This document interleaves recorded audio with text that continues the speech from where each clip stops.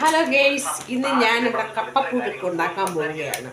Okay, അപ്പം അതിൻ്റെ കട്ടിങ്ങിലാണ്. ബെഡ്റൂമിലതിരുന്ന് കണ്ടാണ് കട്ട് ചെയ്യുന്നത്. കാരണം മഴ പരുവല്ലേ, അപ്പോൾ ഒരു രസമായി കിട്ടട്ടെ. ഇത് നല്ല സിനിമ കാണുകയാണ്. സിനിമയുടെ പേര് ഓർമ്മക്കുറിപ്പുകൾ, അതായത് മോഹൻലാലിൻ്റെ പ്രോഗ്രാം. അപ്പോൾ കപ്പപ്പുഴുക്കിന് വേണ്ടി ചെയ്തുകൊണ്ടിരിക്കുകയാണ്.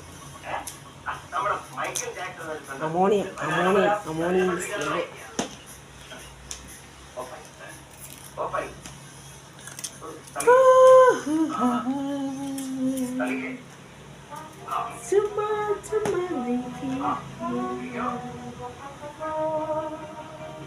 മോഹൻലാൽ തള്ളുകയാണ്. പഴയ സിനിമ ആണ്, ഒരു രസമാണല്ലേ ഗൈസ്.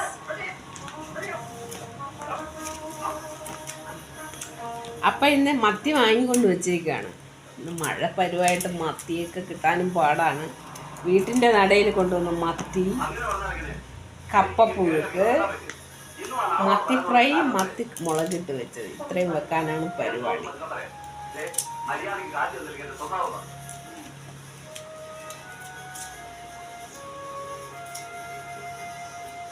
അപ്പം ഞാനിവിടെ പേപ്പറൊക്കെ വിരിച്ചിട്ടിട്ടാണ് ചെയ്യുന്നത്.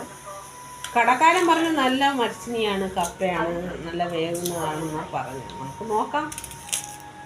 2 ദിവസമായി കേട്ടോ ഗേസ് വാങ്ങിക്കൊണ്ടിട്ടിട്ട്. നല്ല മഴയും തണുപ്പുമാണ് ഇവിടെ. ഞാൻ കാലിൽ സോക്സൊക്കെ ഇട്ടിട്ടാണ് ഈ ടൈലിലൂടെ നടക്കുന്നത്. വെള്ള ടൈല് നല്ല പ്ലക്കാർന്ന് ചുളിലാന്ന് തണുപ്പുണ്ട്.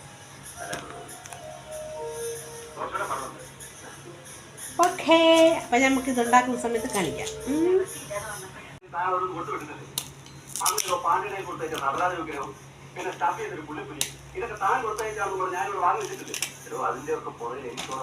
അപ്പോൾ ഇന്നതാണ്ട് മാംഗോ. ഇത് എൻ്റെ മോളിട്ട മാംഗോ അച്ചാറാണ്.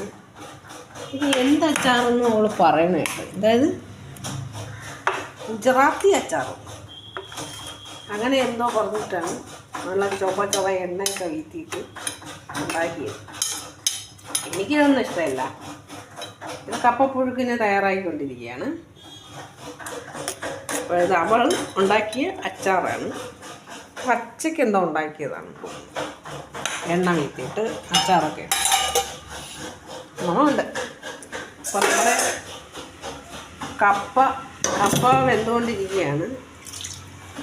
മത്തി രാവിലെ എത്രയും 100 രൂപയാണ് കേട്ടോ ഗൈസ്, 110. അപ്പോൾ കപ്പയ്ക്ക് ഞാൻ കപ്പപ്പുഴുക്കാണ് ഉണ്ടാക്കാൻ പോകുന്നത്. കപ്പപ്പുഴുക്കും മത്തി ഫ്രൈ, മത്തി മുളകിട്ട് വെക്കാം, അല്ലെങ്കിൽ തേങ്ങ അരച്ച് വെക്കാം. ഇവിടെ അധികം എരിവ് പറ്റുന്നതല്ല ഗൈസ്. അപ്പോൾ അതിനു വേണ്ടി തയ്യാറെടുപ്പിലാണ്.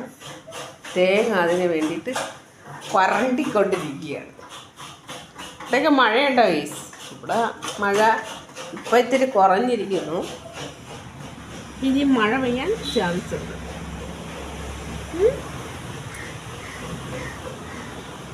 ബ്ലാക്ക് രാവിലെ ഇട്ട് ചോറ് കൊണ്ടു വെച്ചിട്ട് അവൻ തോന്നില്ല.